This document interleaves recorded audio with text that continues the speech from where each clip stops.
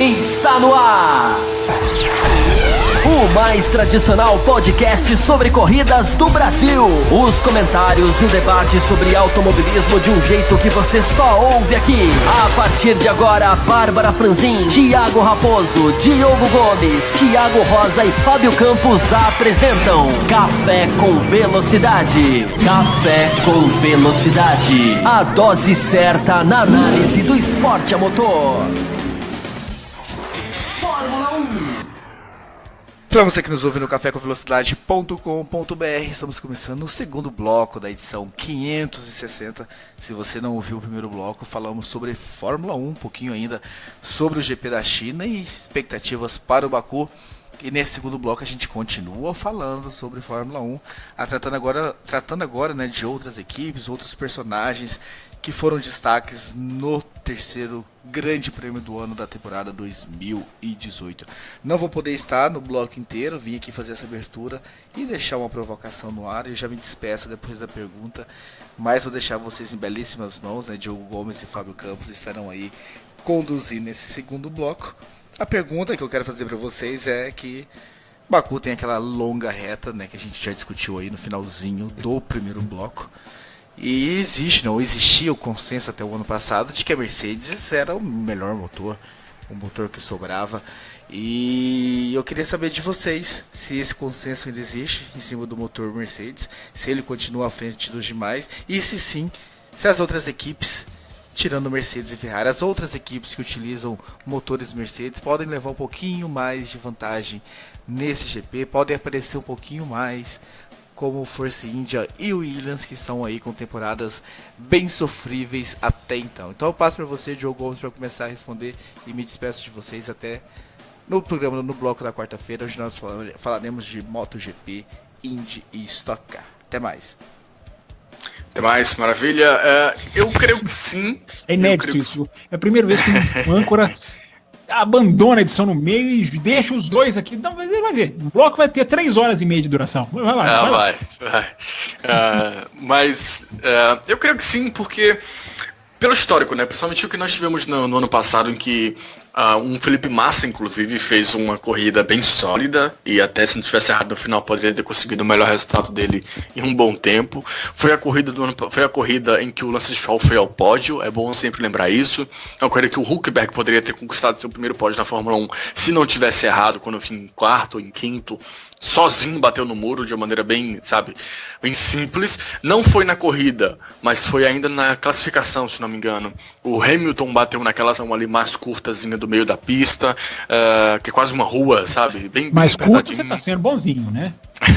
Mal passa o carro, ali, né? Em que cabe um carro e mais ninguém, né? A subida do Castelo, vamos chamar assim. Na verdade ali a curva é 9-12. Olha que engraçado, Diogo. Ih, meu amigo, sem âncora aqui agora vai virar bagunça. Ô, Diogo, a gente tem essa mania de pegar aqui os nomes das curvas, os números das curvas, né? A gente tá sempre usando essa referência. Eu e você, os outros ignoram, né? Além de tudo, vamos falar mal agora de todo mundo aqui. Virou uma sessão caseira aqui. Aquela sessão ali, Diogo, que você entra para subir o castelo até chegar lá em cima, tem até uma arquibancada, e aí ir para as curvas que eu elogiei no final do bloco passado, ali tudo aqui, só esse trechinho constitui curvas 9, 10, 11 e 12, se eu não estou enganado, tá bom? Para você que gosta. Resume como subida do castelo também, pode ser, eu gostei da expressão, não tinha ouvido ela antes não, mas gostei. Então assim, é uma pista muito específica, a gente até comentou sobre ela no final do primeiro bloco, tá disponível aí também. Então, eu por as características da pista, né, de circuito de rua, de reta gigantesca que o Raposo falou bem, de muro, né, também foi falado no final do primeiro bloco, que põe uma questão muito acima, não permite erro, não permite qualquer deslizinho aqui ou ali. Então, por essas características da pista, eu realmente acredito que possa sim gerar uma corrida mais bagunçada, pode ter mais contatos, pode ter a chance de punições e tudo mais também é muito grande. Nos 2 anos que nós tivemos Fórmula 1 em Baku, nós tivemos problemas na largada nos 2 anos, né? Então assim, muita coisa pode acontecer. Eu acho que é uma pista que é quase que propícia a isso. Então, eu imagino que possa assim, abrir a chance de para outras equipes. Eu só não diria que, por exemplo, ele usou expressão de colapso, né, o que estão sofrendo. Eu não acho que, por exemplo, a Renault, eu não acho que a Renault está sofrendo. Acho que a Renault está fazendo uma temporada bem interessante. O Carlos Sainz até mais devagar, mas o Hülkenberg Pô, ele fez um corridaço. A gente pode falar que é a quarta equipe hoje, né? Sim. Ele fez uma corridaça na China, o Huckenberg. Então, assim, eu não sei vitória, mas um pódio, eu acho que é totalmente plausível aparecer assim. Williams, Sauber, a gente sabe que não. Colocaria a McLaren fora dessa briga também, porque a McLaren tá conseguindo algumas coisinhas ali, mas eu acho, não quero ser injusto com a McLaren, mas acho que mais por erro dos outros do que exatamente por mérito dela. Tanto é que já falo em trazer um carro completamente novo para a Espanha. A mensagem do Eric Boullier que eu li e me surpreendi até foi: o carro que estamos usando é apenas o 2017 evoluído. E para a Espanha veio um carro 2018 de fato. Até eu fiquei espantado quando eu vi essa notícia, mas enfim. Então, é uma corrida que ela abre espaço para as coisas não comuns, vamos colocar assim, acontecerem. Então, isso, somado a essa Fórmula 1 de Ferrari, de Mercedes tão parelhas, poxa, eu acho que a gente pode ter um espetáculo muito interessante. Eu tô torcendo igual um maluco para que essa corrida não seja chata. Porque se essa corrida for chata, vai ser uma decepção que você não faz ideia. Mas sempre é, né, não? Toda vez que uma corrida é chata é uma decepção. Por que essa seria maior? Eu acho que essa seria maior pela expectativa carregada. É tipo você. Mas é aquilo que eu falei no bloco anterior. Quando a gente vende uma super prova, normalmente a gente não tem as nossas expectativas atendidas. Tem cuidado.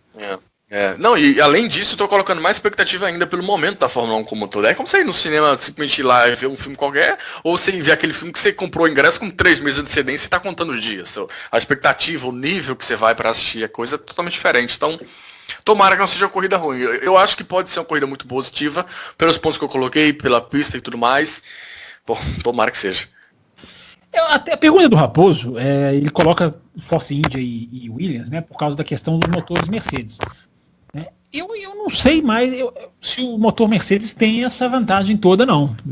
Tudo que parece, né? A gente, claro, a Honda ainda está, né, correndo atrás do prejuízo, a Renault tem as suas deficiências claras, inclusive de confiabilidade, mas eu acho que Ferrari e Mercedes, embora os cálculos de cavalaria ainda sejam vantajosos para a Mercedes, e quando eu digo cálculos de cavalaria, é muito interessante o que as equipes fazem, né?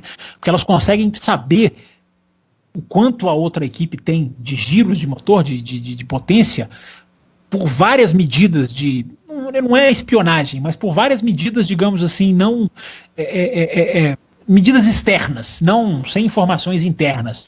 Eles usam GPS, eles conseguem medir comparativamente o motor deles com o de outros através do GPS, eles fazem uma sobreposição do traçado e colocam exatamente ali, alinham os dois carros na reta e o GPS mostra. Existe um equipamento que é usado na Fórmula 1 há muitos anos, que é pela capacidade sonora do motor, você consegue detectar a cavalaria daquele motor. Olha que coisa incrível, né? Pelo som do motor, o aparelhinho consegue identificar quantos cavalos ele tem. Isso é uma coisa muito... Isso não é novo, não. Isso é dos anos 90, eu já me lembro desse tipo de aparelho ser citado na Fórmula 1.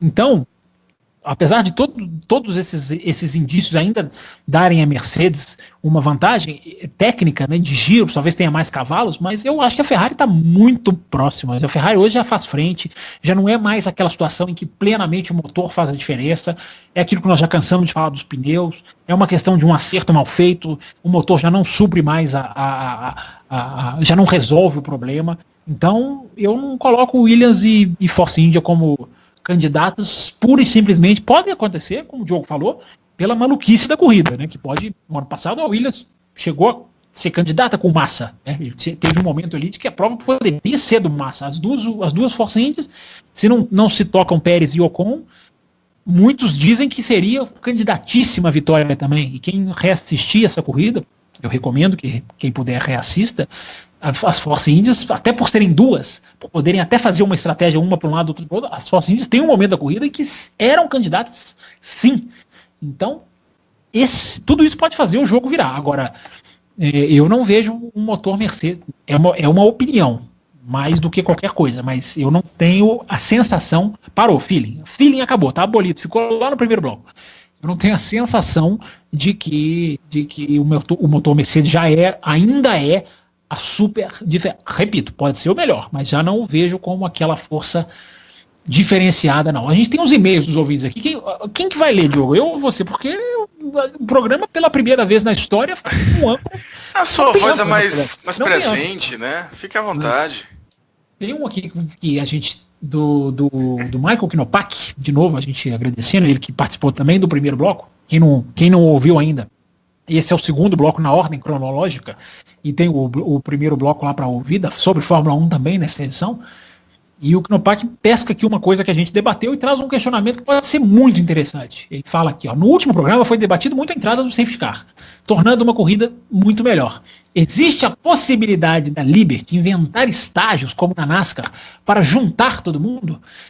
Knopak, não existe essa possibilidade, isso não está sendo nem aventado. Né? Acho que isso aí seria uma... Eu sou a favor, talvez, até de alguma coisa, viu? Mas ainda tem que ser uma coisa muito elaborada. Os estágios, para mim, não funcionam nem na NASCAR. Não sei se você, Michael, acompanha a NASCAR, mas para mim, nem na NASCAR os estágios deram um efeito esperado. Mas não, a questão, eu acho, o Michael, que não é Liberty, é FIA, porque não é a Liberty que mexe nisso. É a FIA passar a tratar o safety car como um modelo único, exclusivo. Tudo bem, quer criar o virtual ali, mas que use-o para juntar o pelotão. Se a FIA não é Liberty, tomar essa atitude, que é a FIA que digita as normas de segurança e de interrupção de prova ou não, isso eu acho que já é um grande passo. Eliminar o safety car virtual, porque ele pescou muito bem. Talvez você tenha pescado o que eu acho mais valioso do programa passado, que é aquilo que eu falei, de um exemplo claro de como se juntar o pelotão faz toda a diferença para a qualidade da corrida. Quer complementar, Diogo? Não, sem dúvidas. Nesse caso aí, eu só veria uma espécie de... Quando o Virtual Safety Car surgiu, ele surgiu numa ideia assim, ok, o Virtual Safety Car ele vai ser o mais usado, ele vai ser constantemente usado, e só em casos muito precisos a gente vai colocar um Safety Car, entre aspas, de verdade na pista. Talvez inversão dessa ordem. Talvez, não sei, só realmente, sei lá, tirar um pedacinho de sujeira ali da pista, alguma coisa assim, que eles colocam um safety car virtual, ou enfim. A gente sabe que o safety car virtual ele foi uma ideia que veio surgindo por conta de fatos recentes que aconteceram, inclusive a morte do Bianchi, né? Ele nasceu por causa do Bianchi, né? Exatamente. Apesar de ter estreado em outras categorias antes da Fórmula 1, mas a ideia vem daí. Mas eu acho que talvez uma ideia uma mudança na ordem disso aí, uma tentativa de priorizar essa questão do safety car, jogar safety car na pista por qualquer razão. Mas se a chance apareceu, se a oportunidade apareceu, não jogar essa chance fora, não jogar essa oportunidade fora. Eu não acho que seja um crime, até conheço várias pessoas que são contra essa ideia, mas, enfim, talvez aprender a conviver com o safety car, Knopak, que é algo que a Fórmula 1 nos últimos anos eu tenho a impressão que ela passou a ver o safety car como um grande inimigo. Um grande inimigo de, não, isso aí ele vai mudar a estratégia, ele vai tirar o mérito de quem conseguiu, sei lá, 20 segundos de vantagem na primeira colocação. Ninguém me falou isso. Ele come voltas. Ninguém me falou isso. Muito do lap and cars may now overtake, né? Os carros que estão uma volta atrás podem agora ultrapassar. Tem gente que reclama porque isso aí normalmente carrega 2, 3 voltas a mais de safety car, enfim. Então, ninguém me falou isso. Eu tenho a sensação, eu não vou usar feeling, eu tenho a sensação que a Fórmula 1 ela meio que usou o safety car, ou ela teve a ideia do safety car como quase que o mal da situação, o cara mal da situação. E o que pode ter de melhoria nesse sentido, eu vejo talvez tirar essa ideia e começar a saber, ou melhor, voltar a saber conviver com ele, é saber que algo pode acontecer e que quando acontece pode ter uma mudança geral na corrida e que, gente, quem foi prejudicado ou quem ganhou vai acontecer, sabe? Não tem muito pra onde correr aqui ou ali. Uma hora alguém vai ser prejudicado, o outro vai ganhar. O importante é o público ganhar, eu acho. Exatamente. O público vai ganhar. Se ele for usado, o público vai ganhar. O safety car, raramente ele atrapalha uma corrida, ele estraga uma corrida, rarissimamente. E é coisa de corrida, entendeu? Assim, ele pode estar correndo e o pneu explodir. Não é o correto, mas não é coisa de corrida. É coisa que pode acontecer. Pode um cara perder o freio e bater em você e tirar você da corrida? Ou um lance como o do Vettel na China com o Verstappen? Pode acontecer, mas aí é de corrida. Então, é basicamente isso. Que a Fórmula 1 pare de ver o safety car como o cara mal da história. E aprenda que ele é um item, dentre os 1 milhão de itens que tem numa corrida, é um item a mais que pode acontecer e se acontecer, paciência, tem que lidar com ele. E não depender dele, né? Eu acho que o principal dessa discussão é por isso que eu volto a insistir no que falei na semana passada. O momento de bastidores da Fórmula 1 é importantíssimo, é o mais decisivo de todos, e ninguém vê, porque ninguém está vendo nada, mas as reuniões, elas são... É importantíssimo se acompanhar. O melhor jeito, Michael, é mudar o carro, é fazer com que não dependamos do safety car. Hoje dependemos. Falamos isso na semana passada. Que tipo de campeonato estaríamos criticando aqui se não tivesse safety car nem na Austrália e nem na China? Lembra-se que a corrida na China caminhava por uma coisa muito marásmica, se é que existe essa palavra, né? Acho que nem existe. E o safety car foi lá e deu vida à corrida. Então, por mais que o safety car seja um elemento para ser aceito, como falou o Diogo, não é o ideal depender dele, porque ele muitas vezes não vai aparecer. Acabei de citar, nem no Baku é garantia, porque 2016 não houve. Nem no Azerbaijão, que é muro para tudo quanto é lado. Então, já começamos, Michael, quando eu digo não é você, não, eu digo todos nós, Fórmula 1, os dirigentes, Liberty, FIA, se começarmos a pensar que o safety car é a solução para todos os problemas, ele é um fator para ajudar. Repito, ele é fundamental não ser descartado. Eu vou além, eu acho que caiu uma asinha na pista que cria essa cultura. Vai gerar reclamação, como gera na NASCAR, já gerou muitos anos na NASCAR. Para mim é melhor do que ver uma corrida de procissão do começo ao fim. Mas o negócio mesmo é mudar o carro, tá na hora, é o momento de se mudar, é o momento de se discutir. Tem chance de ser para 2019, embora eu esteja pessimista, acho que a equipe vai vetar, essas equipes que só pensam nelas, né? Praticamente 100% das equipes. Isso quer dizer. São praticamente todas elas, enfim. Mas era agora, mudar o carro para que a gente não dependa do safety car. O safety car seja um que a mais, como diria o nosso sábio membro da bancada do Nordeste. O que a mais? Se a gente ficar dependendo só do safety car, ele aparece 5 corridas por ano e as outras 15. Então, é complicado, Michael. Eu acho que a Fórmula 1 tem que focar em outras coisas. Pode-se usar, pode-se e deve-se, para mim, usar o safety car mais, acabar com esse virtual safety car, que não acrescenta nada para o público. Ele é mais rápido do que o... Então, quando a gente fala em safety car e safety car virtual, gente, não precisa ser o carrinho Mercedes, cinza, bonitinho, que entra na pista, não. Você pode eliminar esse carro e juntar o pelotão. Você pode transformar o safety car virtual justamente no que é o real. Você junta o pelotão e libera ele, como faz o WEC, por exemplo. Libera ele a qualquer momento. Né? No WEC é engraçado, porque vem aquele cara 5, 4, 3, né? Fica aquela contagem, que ele entra no microfone da transmissão. Né? Então o cara faz a contagem regressiva e o mundo inteiro escuta. Né? Ele com aquela voz de analista de escola de samba, né? de nota de jurado de escola de samba. Então, se bem que aquele cara do escola de samba, ele não é jurado, ele só lê as notas. Enfim, a voz parecida. Que se libere a pista, de repente, em qualquer momento. Não precisa ser na reta de largada. Ou seja, você pode agilizar o processo, não colocar exatamente o carro na pista, mas o fundamental, para o Diogo ler aqui o próximo e-mail, a gente continuar a discussão, o fundamental é juntar o pelotão, na minha humilde opinião. Ainda sobre a China, né, mas nessa questão mais de... Tem âncora hoje, você pode falar o que quiser, viu, Diogo? A gente vai aqui até não tem âncora. Gente, não tem âncora neste bloco do café. Fiquem atentos. Sobre o conjunto, eu vi uma pergunta bem interessante do Ricardo Burman, né, sempre presente aí. Ele fala, abre aspas, vejo que o DRS foi fundamental para o espetáculo na grande reta. Ele fala sobre a China. Se não tivéssemos ele, talvez não teríamos visto esse espetáculo. Será que agora ele realmente está se tornando parte do automobilismo e não um simples truque?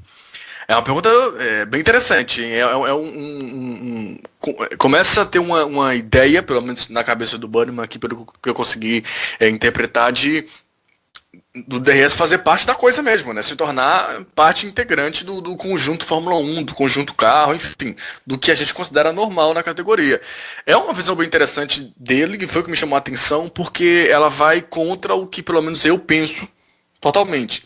Eu confesso para você que eu não sei definir, Burman, se o espetáculo dependeu muito do DRS, mas eu ainda torço demais para que a gente não precise dele. Eu ainda acho ele um tanto quanto exagerado. Não sei se sendo bem honesto com você, não sei se é birra minha, ou se realmente não funciona, né? ou se funciona, sei lá. Mas eu acho que não vejo ele como essencial para a questão da China, até porque eu não vou lembrar em cima de quem, mas uma das ultrapassagens do Ricardo é sem DRS, que é logo quando relarga, inclusive. Então, assim, eu acho que a gente pode ter corridas boas no pacote certo, sem precisar de artefatos tão gritantes como eu acho que é o DRS, principalmente da maneira como ele é usado. Eu acho que ainda é muito gritante mesmo essa expressão, não queria repetir, mas é isso mesmo. Talvez tenha funcionado na China, mas para um conjunto, para você viver em cima disso, eu não acho que seja o caso. Banniman, meu caro Banniman, vou discordar de você. Cuidado para não ir na linha do Toto Wolff e de outros dirigentes que já estão usando o Grande Prêmio da China justamente como justificativa para não mexer nos carros para 2019. No que eu acabei de citar aqui, a hora é essa, e há a proposta da asa dianteira, que para mim é o meu Deus, né? Não existe um ataque melhor para se melhorar as corridas. Então tem gente, o Banniman, como o Toto Wolff, achando, deu declaração falando, não, tá vendo, o Grande Prêmio da China foi tão bom que nós não precisamos mexer no carro. Cuidado para não sermos imediatistas e pensarmos com essa cabeça de que a última corrida é sempre a rainha de tudo. Eu vou lembrar para você o seguinte, Banniman. O Grande Prêmio do Bahrein, até coloquei no meu Twitter, coloquei o vídeo, inclusive. O Sebastian Vettel vem com um pneu melhor, vai enfrentar Lewis Hamilton na pista, vem atrás do Sebastian Vettel, uma briga de campeonato mundial, e não tem graça nenhuma na hora que ele alcança o Hamilton. Porque ele passa com o DRS. Né? Vou te lembrar mais, Banniman. Banniman, para quem não sabe, do Auto Radio, né? Um podcast que tem automobilismo e música. Muito, muito propícia, né? É só ir no, acho que é autoradio.com.br. Enfim, digita no Google, é fácil de achar. Autorádio mesmo que escreve. E eu não estou inglesando não, tá? É porque o nome é Auto Radio mesmo. Mas é o seguinte, meu caro Ricardo Banniman, continuando. A ultrapassagem mais bela das últimas corridas do Ricardo sobre o Bottas acontece na curva 6, onde não existe nenhum pedaço de DRS. A ultrapassagem talvez você tenha até citado, se referindo à ultrapassagem dele sobre o Hamilton, que é no final do retão na China, em que ele joga o carro ali, talvez o DRS, não sei precisar, mas ele chega na freada em condições de fazer aquilo que ele fez, né, de o carro 5 metros, 6, 7, 8 metros atrás, já na hora de frear, ele vai e cria uma ultrapassagem que não era para acontecer, pelo menos não era o normal que acontecesse, ou que muitos pilotos não conseguiriam. Então, senhor Ricardo Banniman, eu gostaria de lembrá-lo que dessa vez não aconteceu, mas que em via de regra, o Grande Prêmio da China ele é estragado pelo DRS. Aquele retão ali da China, normalmente você vê uma sucessão de trocas de posição ali que esse sistema faz tornar estéril, né? Sem a menor graça. Então, senhor Ricardo Banniman, eu acredito que a gente pode se precipitar, é um risco da gente se precipitar pelo Grande Prêmio da China ter sido tão bom, mas eu te lembro, as mais belas ultrapassagens da China, a do Verstappen sobre o Bottas, e outra belíssima, desculpa, do Ricardo sobre o Bottas, e a outra belíssima, que é do Verstappen sobre o Vettel na largada, tudo bem, na largada o pelotão tá junto, mais coisas podem acontecer, mas ele passa por fora a Ferrari na curva 6 também, sem zona de DRS. Então, senhor Ricardo Banniman, eu acredito que do jeito que é hoje, até coloquei isso no Twitter semana passada, interagia lá com o Felipe Maciel, né, com quem já fiz podcast no passado, enfim, a gente falava justamente sobre isso. Né? Por que o DRS não é válido? E eu até coloquei lá. Se o DRS tem que existir, para mim ele tem que ser repensado. Trechos de reta, tamanho da área de DRS, tamanho do flap, né, que é aberto lá entre as asas. Não sei, eu traduzir flap, Diogo, você faz favor, me ajuda aí também, pô, fica só me vendo, me afundar no inglês aqui. Essa abertura das asas mesmo, essa distância entre as asas que abre, pode ser menor, para talvez o efeito ser menor. Enfim, dá para se estudar, dá para se trabalhar. Não é só chegar aqui e dizer, não gosto do DRS é ruim, não. Existem caminhos para se ir. Repito, tamanho das zonas dele na reta, zona de detecção, quanto que a asa abre. Enfim, esses caras têm competência para melhorar isso, ao invés de ficar sentado achando que isso vai resolver o automobilismo, que não vai. Eu acredito que não. Uhum.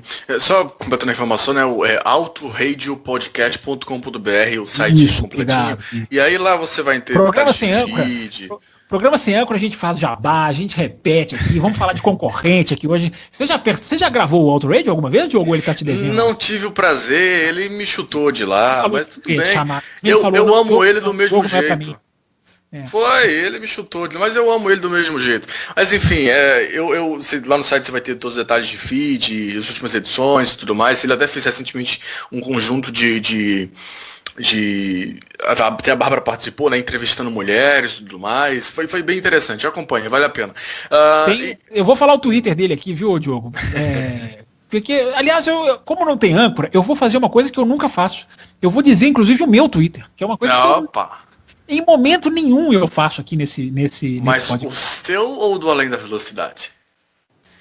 Não, o Além da Velocidade é o blog. Pois é, você pode ir lá conferir o alemdavelocidade.blogspot.com.br. Mas para você, inclusive, ficar sabendo toda hora que sai texto, semana passada foi mais difícil, saiu na segunda-feira, nos outros dias não deu. Mas é só seguir no Twitter, @campusfb. E se você não gosta de Twitter, é só entrar lá no Além da Velocidade, tudo junto.blogspot.com.br. Achei aqui, ó, Autorádio Podcast. Não tem o T. Se eu não tô sendo enganado aqui pelo Twitter. É isso mesmo, não tem o T. Não tem mesmo não. Mas então se você procurando por Autorádio, dá para achar fácil. Isso, Autorádio Podcast, você acha lá o podcast do Ricardo. Que maravilha, hein, Ricardo Bani? Mas eu tenho certeza que depois dessa propaganda você vai clamar por programas sem âncora. Mas mesmo o programa sem âncora, né, não é, Diogo? Tem e-mails que a gente vai ler aqui, é ou não é? Tem mais, né? Não, tem mais. Eu só queria completar a parte do Por favor. porque no momento que a gente, e também acho que é uma discussão válida, no momento que a gente pensa, o DRS, ele poderia ter uma abertura menor, porque hoje, obviamente, é livre, né? Por exemplo, para as equipes, você tem em Monza, por exemplo, eles usam tão pouca carga aerodinâmica ali na traseira que o DRS quase faz pouca diferença. serventia. Mas no momento que a gente começa a discutir, esse espaçamento poderia ser menor, ou ele poderia ser usado, como você citou, inclusive, de ser usado para aproximação e não para ultrapassagem. Será que a gente não começa a colocar ele como parte integrante, né? Porque a pergunta final dele é, será que agora ele realmente está se tornando parte do automobilismo e não um simples truque? No momento que a gente começa a discutir ou ver as possibilidades, será que a gente não já está colocando ele como parte do automobilismo, como diz o Bannerman, não só um simples truque ali que apareceu, que era para ser de 2, 3 anos, para facilitar a ultrapassagem e depois sumir? É interessante isso, porque ele já é parte, eu acho que essa pergunta do Bannerman, assim, se a gente quiser responder ela sendo muito frio e calculista, né, ele já é parte porque ele já existe, né, mas eu entendi o que você quis dizer aqui, o Bannerman quis dizer, de um simples truque. Hoje ele é um simples truque, só que existe já para 2021, embora seja muito tempo, cada vez mais eu acho 2021, acho que está ficando mais longe ao invés de estar ficando mais perto a cada dia, porque eu não me conformo em passar mais 2 anos com todos esses defeitos, e infelizmente é uma herança que temos que carregar, mas uma mudança técnica para 2021, ela é uma deixa para acabar com o DRS, que é enfim, a extinção desse turbo, né, do ERS, né, esse sistema que usa o MGUH, né, que usa o calor do turbo para enfim, trabalhar o motor, e um sistema de recuperação de energia que vai ser acionado pelo piloto, que está entre as propostas também, embora, mais uma vez eu vou falar, estão discutindo isso e essas propostas ainda podem ser mudadas, podem coisas sair, coisas podem entrar, enfim. Nessas semanas, nesses dias em que você, ouvinte, tem aí a sua semana de trabalho, conversas de bastidores estão sendo geradas. Então é importante ficar ligado nos meios de comunicação que você, ouvinte, tem preferência. Mas uma das propostas da primeira reunião foi essa. Criar um sistema de recuperação de energia, como se fosse o KERS mesmo, né, como foi usado no passado, em que ele é entregue, né, pelo piloto. Entregue no sentido de inglês. Ele é despejado pelo piloto. Isso é uma deixa para acabar com o DRS, porque é muito melhor, muito mais efetivo, e se você quiser até construir uma limitação disso, mais quantos cavalos, você pode até manusear isso para não ficar artificial, né? A Indy, por exemplo, tem um push-to-pass, que não é um absurdo. Não é um absurdo o push-to-pass da Indy. Raramente a gente fala aqui, poxa, essa foi sem graça. A Stock Car, quem diria, hein? Stock Car que tinha um botão de ultrapassagem muito mais exagerado, e a gente falava aqui, quantos anos nós falamos aqui, a gente chamava a gente de chato, e a Stock Car, o que fez? Reduziu a atividade, reduziu o tamanho da borboleta, ela reduziu o salto de potência do botão, ou seja, perceberam, né, a gente fala muita coisa aqui, erra muita coisa, mas tem coisa que a gente acerta. Então, o Bani, talvez para 2021, repito, é muito longe, mas o uso do motor ao invés da asa que abre. Pode ser mais útil, pode ser mais real, pode ser, você dá chance até de defesa, você dá chance enfim, de uma briga, de uma reação do piloto que está à frente, ou seja, né, vamos decidir lá na freada, seria o ideal. Mas enfim, tudo ainda muito rascunho, muito esboço. Faz sentido. Partindo aqui para as próximas perguntas, os ouvintes começam a colocar temas diversos, então eu acho que dá pra gente dar uma variada não tem âncora, maior, gente, né? Eu tô sentindo falta, Diogo. Sabe por que eu tô sentindo falta? Da edição ao vivo. Se esse programa fosse ao vivo, ainda tivesse o link do ao vivo que a gente fazia no passado, eu ia mandar os ouvintes perguntarem sobre futebol, sobre seleção brasileira, porque para os ouvintes entenderem que a falta de âncora é grave. Nós vamos deixar isso claro aqui, mas podemos mudar de assunto do jeito que a gente quiser agora, o Diogo Gomes. E as finais da NBA? Não, brincando. Leandro JF aqui. Estão sensacionais. Começou maravilhosos. Tô gravando o jogo, inclusive. Tô gravando o jogo nesse momento. Começou bem, pelo menos. Olha aí. O Jailson, na realidade, ele fala sobre os pilotos da Haas, o Leandro JF depois coloca vários pontos sobre Hartley, Leclerc, a gente vai entrar em todos eles, mas começando pelo Jailson, ele pergunta sobre os pilotos da Haas, pergunta por que o Grosjean tá apanhando, na expressão que ele usa aqui, por que o Grosjean tá apanhando do Magnussen, e ele terminando falando, né, não era assim no passado, né, não era essa vantagem do Magnussen, não era assim.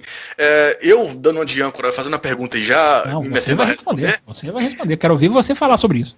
Eu acho que eu não entendo o início de ano fraco do Grosjean, mas eu acho que é um piloto que desde o ano passado vem sofrendo bastante, inclusive com a questão dos freios, mas consegue encaixar boas provas.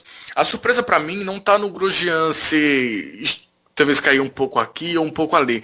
Tá mais no... Até porque se ele não quebra na Austrália, ele emplacava ali uma quarta colocação, né? Tinha tudo pra emplacar, né? Justamente.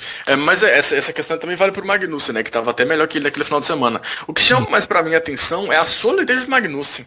O Magnussen é um piloto rápido, mas eu não via ele se colocando em uma posição favorável com regularidade. E eu vi ele fazendo isso, ou melhor, estou vendo ele fazendo isso nesse início de temporada.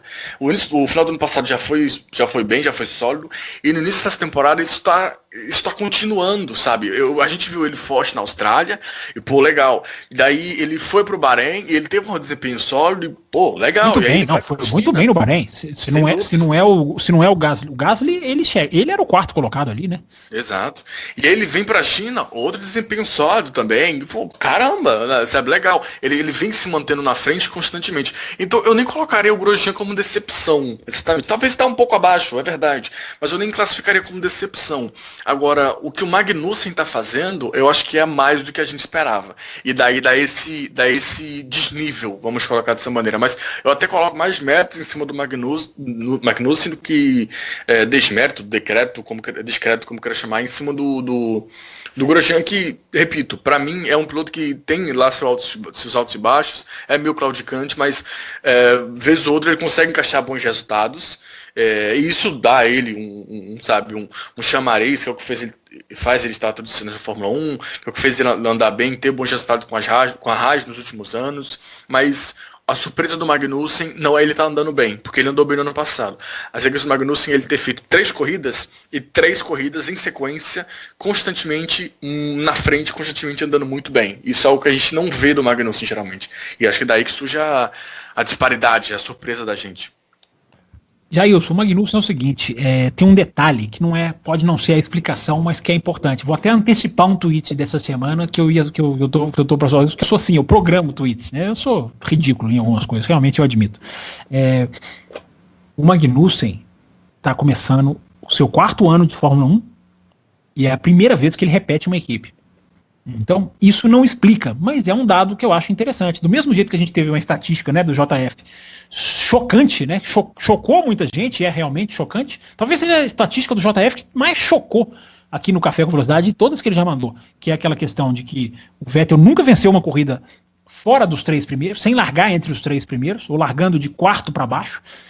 Que é impressionante. Muita gente se chocou, eu vi inclusive no WhatsApp, né, gente? Assim, a estatística completa dele em todas as suas 6 vitórias, Daniel Ricciardo sempre largou fora do top 3. Ao contrário do Vettel, que só venceu provas largando dentro do top 3. Pra mim a do Ricardo é tão chocante quanto, embora você vai falar, um tem 6 corridas, o outro tem 50 vitórias, né? 50 ou 49, eu acho que ele ia fazer a 50ª na China e não fez, né? Mas enfim, praticamente 50 vitórias, o outro tem 6. Mas pra mim é tão chocante quanto, porque numa Fórmula 1 dessa de hoje, em que o carro é tão importante, não só de hoje, como de vários outros tempos também era assim, né? Não é uma exclusividade dos dias atuais, mas a questão do carro ser tão fundamental, o cara ter vitórias largando de trás, e essa estatística do Vettel chocou. Então essa do Magnussen que eu estou dizendo não é tão chocante, nem é uma estatística, né? Talvez, é um dado, né? Que o cara fez McLaren no primeiro ano, depois fez Renault, depois ficou de teste um outro ano, né? Não correu, ficou só testando, fez aquela corrida, né? Qual foi a corrida que ele fez? Foi da Austrália, né? Porque o Alonso bateu nos testes. O Alonso, né? Ele perde a vaga pro Alonso, mas aí o Alonso se machuca, ele substitui, aí passa o ano de teste, depois Renault e depois Haas. Exatamente. Então é a primeira vez, Jailson, que ele está repetindo uma equipe. Isso pode fazer, não sei porque eu não conheço o Magnussen, mas pode fazer diferença na cabeça do piloto. Olha, estou num emprego estável, não estou sendo cobrado aqui, não posso estar fora no ano que vem, como já aconteceu duas, 3 vezes com ele, ou seja, ele pode abalar o cara e falar, poxa, eu não consigo resultado, será que eu vou ficar aparecendo? Teve uma renovação, né? Teve uma virada de ano permanecendo na mesma equipe. Então, repito, não explica, mas é um dado que é interessante, né? De um piloto que subiu tanto de performance. E claro também, né, gente, o carro veio muito bem, né? O carro veio muito bem alinhado até agora, né? Já que a gente sabe que para a Haas desenvolvimento é uma luta, né? Acompanhar o ritmo é uma luta, mas pelo menos em começo de campeonato o carro vem demonstrando potencial e ele tá andando muito bem. Além do que essa Haas, né, eles começaram a trabalhar nesse carro de 2018 bem cedo em 2017, tanto é que foi uma das explicações que eles usaram para perder tanto rendimento no final do ano passado. Então tem alguns pontos ali que vão se encaixando, mas no final eu acho que muitos méritos da Haas e muitos méritos do Magnussen que está encaixando esses bons resultados e que começa a ganhar uma fama de piloto meio que, acho que não começa a ganhar, começa a solidar uma fama de piloto briguento, né? Meio que tipo assim, pô, lá vem o Magnussen. Mas é um piloto brigador, é um piloto que sabe brigar, sabe correr pela posição dele, enfim, pelo espaço dele ali. Eu tô gostando bastante do que o Magnussen tá fazendo nesse ano. Tomara que continue assim. Mas se pudermos trocar aqui já de assunto, voltando para o JF, né, que a gente falou dele lá na semana passada, ele fala para nós passarmos rapidamente sobre algumas perguntas, alguns pontos que ele ficou em dúvida. O primeiro é sobre o Hartley, ele fala somente falando da velocidade pura, 2 pontos. O Hartley merece mesmo essa vaga na Fórmula 1? É uma pergunta interessante. É uma pergunta interessante pela maneira como ele foi puxado, né, para a Fórmula 1 no ano passado, porque foi uma maneira extremamente atípica para o grupo da Red Bull, como a gente já conhece de todos os anos. Ele foi demitido e foi recontratado, né, Diogo? Exatamente. Ele foi mandado embora alguns anos atrás, né? E foi a Red Bull chamou ele de volta. É a declaração que eu ia falar do Verne. O Verne fala, ele foi demitido para que eu pudesse entrar na vaga dele, na World Series 3.5. E é verdade. Exatamente por conta disso. Eles queriam pegar o Verne, não tinha vaga, chutaram Hartley fora, ficaram com o Verne perde o título pro Wickens, né? E aí as coisas começam a desenrolar, Ricardo, na HRT, enfim. Aí vai desenrolando para frente, até que eles se encontram lá na Toro Rosso. Então, é um caminho bem atípico. Eu acho que o Hartley, até em termos de experiência e tudo mais, ele está trazendo um ponto interessante para a equipe, para o conjunto como um todo. Agora, no momento que isso passa a ser refletido para a pista, eu não consigo definir. E o momento em que só isso ou mais um pouco vai servir para mostrar algo, também é difícil entender. Eu até retiro o final do ano passado da conta dele, porque, enfim, era só punição, tanto é que ele teve que ir na Austrália largar pela primeira vez na carreira dele na Fórmula 1 sem receber punição, né? Ele largou onde ele classificou, basicamente, essa expressão. Então, o final do ano passado até desconto. Mas o início desse ano, ele é fraco.